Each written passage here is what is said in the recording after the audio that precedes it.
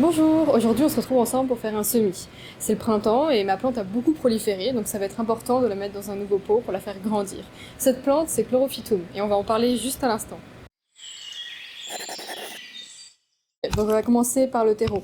Moi j'ai choisi dans un magasin de bricolage, mais ça se trouve aussi en jardinage et même en grande surface. Ce qui va vraiment être important, c'est d'avoir un terreau qui est aéré, pas trop humide, qui est sain surtout, puis fertile. Donc ensuite, ça va être le petit pot. Alors moi j'ai pris un petit pot en plastique réutilisable, mais vous pouvez prendre n'importe quoi. Le plus important, c'est qu'il y ait des trous, parce qu'il va falloir que l'eau parte vraiment bien, que ça s'irrigue bien. Et puis bien sûr, vous prenez une petite soucoupe, ça peut être n'importe quoi, une petite assiette, pour pas que vous en mettiez partout. En l'occurrence, moi, ma plante araignée, elle a la particularité de faire des longs rejets qui vont me servir pour faire du marquetage en semis.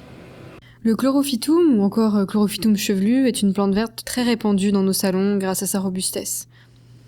C'est une plante issue de l'Afrique du Sud et qui a migré vers le milieu du 19e siècle pour se répandre dans tout le bassin européen.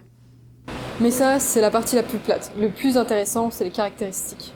Alors d'abord, c'est une plante qui est vraiment populaire parce qu'elle est très ornementale. Quand elle est en bonne santé, elle habille vraiment un salon.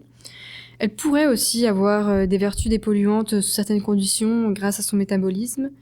Finalement, elle peut aussi servir d'herbe à chat parce qu'elle est légèrement hallucinogène, mais sans toxicité, donc pas de danger, il n'y a pas d'addiction. Pour la reconnaître, c'est très simple, ça ressemble à une grande touffe d'herbe. Puis sinon, il y a aussi plusieurs variétés qui se distinguent par leurs bandes. Moi, la mienne, par exemple, la bande claire est au milieu et les bandes vertes sont à l'extérieur. Ce qui fait de ma plante une vitatum. Pour s'en occuper, c'est du soleil, au besoin, mais surtout pas directement, de l'eau occasionnellement, car ces racines conservent l'eau. Et un terreau, comme je vous l'ai montré. Attention, il ne faut surtout pas arroser trop, au risque de faire pourrir les racines. Ça y est, je suis prête, on va pouvoir commencer. Avec mon doigt, je vais créer un petit trou, pas nécessairement profond, où je vais poser la plante. Maintenant, je vais poser la base du plantule dans le petit trou. Avec précaution, je vais rabattre la terre sur les racines, et puis je vais arroser un tout petit peu, car mon terreau était un peu sec.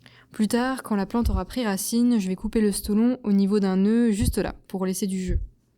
Puis finalement, dans quelques semaines, vous allez avoir une plante qui aura grandi. Elle va prendre des forces et les racines vont commencer à descendre et que vous allez bientôt les voir apparaître en dessous. D'ailleurs, ce sera aussi le signal qu'il faut changer de petit pot et puis prendre au minimum 2 pouces de diamètre de plus grand.